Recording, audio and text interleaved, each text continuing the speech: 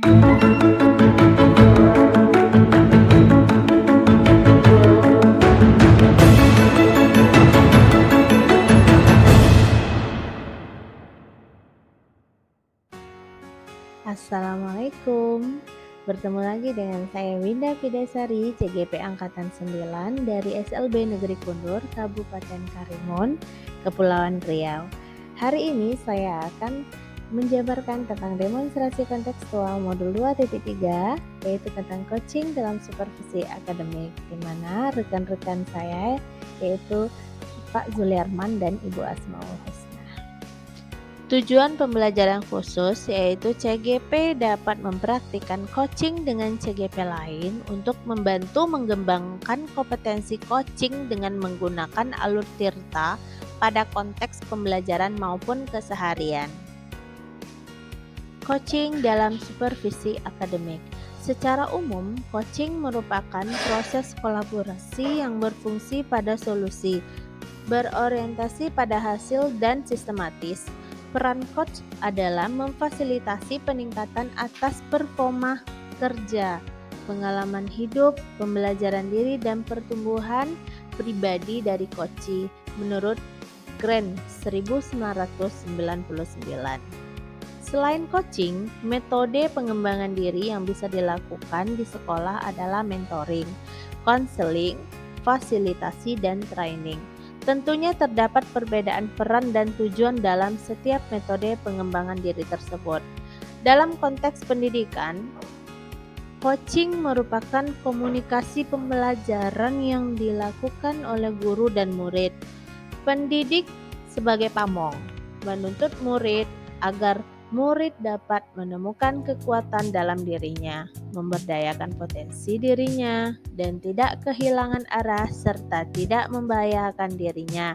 Hal itu selaras dengan Ki Hajar Dewantara yang menekankan bahwa pendidikan bertujuan menuntun tumbuhnya atau hidupnya kekuatan kodrat anak sehingga dapat memperbaiki lakunya, mencapai keselamatan dan kebahagiaan yang setinggi-tingginya, baik bagi individu maupun sebagai anggota masyarakat. Selain itu, dalam konteks pendidikan coaching merupakan komunikasi guru dan guru. Seorang coach juga dapat membantu seorang coachee atau rekan sejawat untuk menemukan kekuatan dirinya dalam melaksanakan pembelajaran yang berpihak kepada murid. Paradigma yang dapat diterapkan untuk percakapan coaching adalah paradigma berpikir Among, yaitu coach dan coachee adalah mitra dalam belajar. Komunikasi yang terjadi secara emansipatif dalam sebuah ruangan perjumpaan persaudaraan. Paradigma berpikir Among ini dapat melatih guru atau coach dalam menciptakan semangat Tutwuri Handayani dalam setiap perjumpaan pada setiap proses komunikasi dan pembelajaran. Untuk mengembangkan kompetensi guru agar dapat melakukan pembelajaran yang berpihak pada murid, maka coach perlu memiliki paradigma berpikir coaching, yaitu fokus pada coachee dan rekan yang akan dikembangkan, bersikap terbuka dan ingin tahu, memiliki kesadaran diri yang kuat, dan mampu melihat peluang baru dan masa depan. Agar coaching yang dilaksanakan dapat berjalan dengan baik dan dapat menggali potensi coachee, maka seorang coach perlu memahami dan menerapkan serta melatih kompetensi inti coaching secara terus-menerus, yaitu kompetensi kehadiran penuh atau presence, mendengarkan secara aktif, bebas dari asumsi, judge, label, dan asosiasi, serta mengajukan pertanyaan berbobot kepada coachee. Dalam supervisi akademik, supervisor yaitu kepala sekolah, guru senior atau rekan sejawat dapat membangun percakapan yang memberdayakan potensi guru. Dalam hal ini, terdapat 4 percakapan yang dapat diterapkan, yaitu yang pertama, percakapan untuk perencanaan dilakukan sebelum coachee atau teman sejawat akan memulai atau terlibat dalam suatu kegiatan atau melakukan suatu tugas. Yang kedua, Percakapan untuk pemecahan masalah dilakukan saat coach menghadapi masalah, merasa buntu, merasa tidak jelas, merasa tidak berdaya, merasa tidak mampu, mengalami krisis, dan membantu dan membutuhkan bantuan orang lain. Yang ketiga, percakapan yang berefleksi dilakukan setelah adanya aktivitas yang dilakukan oleh coach atau setelah coach menyelesaikan tugasnya dan saat coach sedang ingin merefleksikan diri. Yang keempat, percakapan untuk kalibrasi dilakukan saat coach ingin melakukan sesuai nilai kerja atau perkembangannya terhadap suatu standar atau kriteria dan saat perlu melakukan penyesuaian ulang atas rencana terhadap standar atau kriteria tersebut. Dalam melaksanakan coaching, terdapat sebuah acuan umum atau alur percakapan coaching yang dapat membantu peran coach dalam membuat percakapan coaching menjadi efektif dan bermakna, yaitu alur Tirta seperti berikut. Yang pertama adalah tujuan.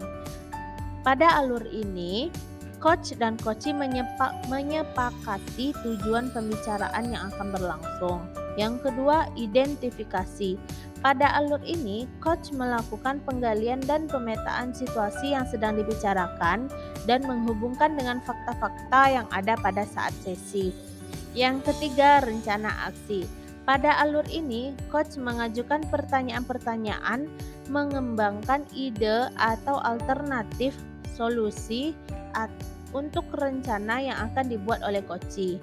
Yang keempat, tanggung jawab.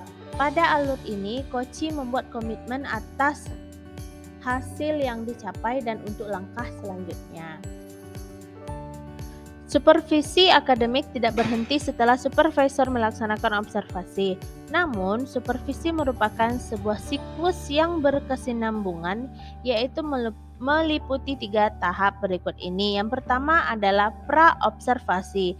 Pertemuan pra-observasi merupakan percakapan yang bertujuan untuk membangun kemitraan antara supervisor dan guru dalam mengembangkan potensi. Yang kedua, observasi. Pada tahap ini, supervisor akan melaksanakan kunjungan kelas dan mengobservasi pembelajaran yang dilaksanakan oleh guru. Yang ketiga, pasca observasi. Setelah melakukan observasi, supervisor melaksanakan percakapan dengan guru terkait hasil data observasi, menganalisis data, umpan balik, dan rencana pengembangan kompetensi yang akan dilakukan oleh guru. Proses percakapan pasca observasi ini bersifat reflektif dan bertujuan untuk perbaikan ke depannya.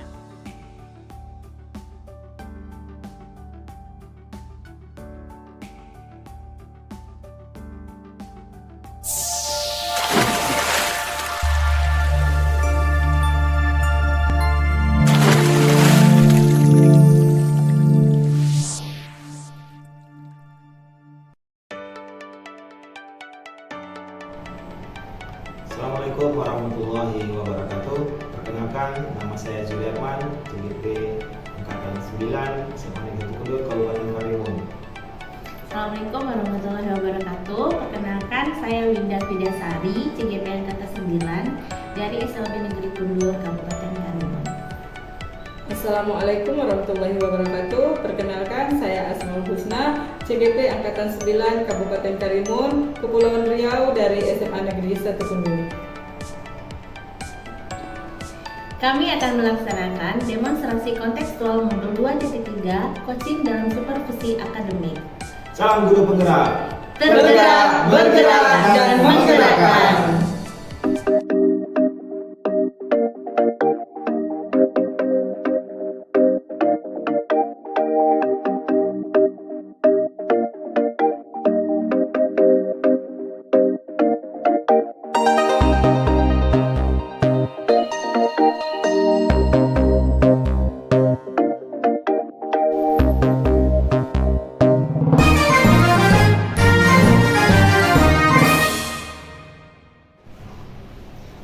Assalamualaikum Ibu Usna. Waalaikumsalam. Gimana kabarnya Bu Usna? Alhamdulillah Bu, sehat. Ibu gimana kabarnya? Alhamdulillah sehat. Baik Baiklah Bu Husna, hari ini kita akan melaksanakan pra-observasi di mana Bu Husna akan melaksanakan coaching nantinya dengan coaching. Saya akan mendiskusikan dengan Bu Husna tentang rubrik penilaian tentang prinsip coaching. Yang pertama adalah kemitraan, yang kedua proses kreatif, yang ketiga memaksimalkan potensi. Baik Bu. Saya ada beberapa pertanyaan yang akan saya ajukan kepada Ibu Husna. Yang pertama, kompetensi coaching apa yang ingin dikembangkan? Oke, baik Ibu, kompetensi coaching yang akan saya kembangkan ketika saya melakukan proses coaching bersama coach saya nanti, yaitu kehadiran penuh, kemudian mendengarkan secara aktif, dan memberikan pertanyaan yang berbobot. Baiklah, terima kasih Ibu. Yang kedua yaitu kompetensi apa yang akan Ibu kembangkan secara spesifik pada saat observasi nanti? Nah, yang ingin saya kembangkan secara spesifik yaitu yang pertama mendengarkan secara aktif permasalahan dari coach saya nanti, kemudian memberikan pertanyaan yang berbobot kepada coach. Indikator yang bagaimana yang diinginkan oleh Ibu pada coaching kali ini? Yang ingin saya kembangkan yaitu saya dapat menemukan solusi dari permasalahan yang dihadapi oleh coach saya nanti Bu. Baik, terima kasih Ibu Husna. Sekarang Ibu Husna silakan melanjutkan coaching dengan rekan Bu Husna. Terima kasih. Assalamualaikum. Waalaikumsalam Ibu. Assalamualaikum warahmatullahi wabarakatuh Bu Husna. Waalaikumsalam warahmatullahi wabarakatuh. Bagaimana kabar Bu Husna sore hari ini? Sehat Pak, alhamdulillah. Bapak sendiri gimana? Alhamdulillah sehat juga Bu Husna. Mau izin Ibu Husna untuk waktunya sebentar boleh? Iya Pak, boleh. Begini Bu Husna, ada beberapa hal yang ingin saya ceritakan nih kepada Bu Husna. Apa itu Pak? Begini Bu Husna, di sekolah saya ini masih banyak guru-guru yang menggunakan metode pembelajaran konvensional, sehingga pada proses pembelajaran ini anak-anak kurang termotivasi lah, kurang bersemangat dalam belajarnya.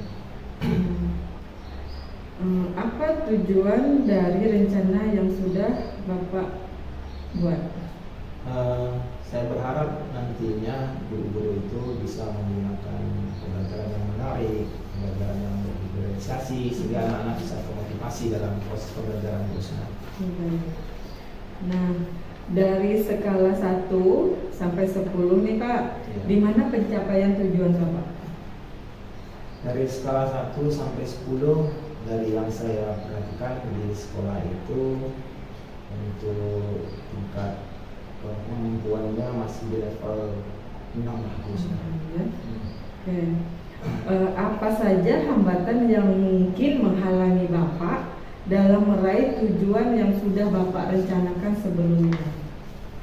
Kendala yang saya hadapi di sini Bu Husna, dari guru-guru yang ada di sekolah itu, sebenarnya mereka itu bisa sih kalau membuat metode-metode atau pembelajaran yang bervariasi, tapi masih kendalanya mungkin mereka kurang mau lah untuk membuat metode pembelajaran yang bervariasi, karena memang itu membutuhkan waktu lebih kan dari yang biasanya Bu Husna. Dan mereka masih terbiasa menggunakan metode konvensional atau ceramah itu Bu Husna. Kemudian apa strategi yang akan digunakan untuk mencapai tujuan yang sudah Bapak rencanakan?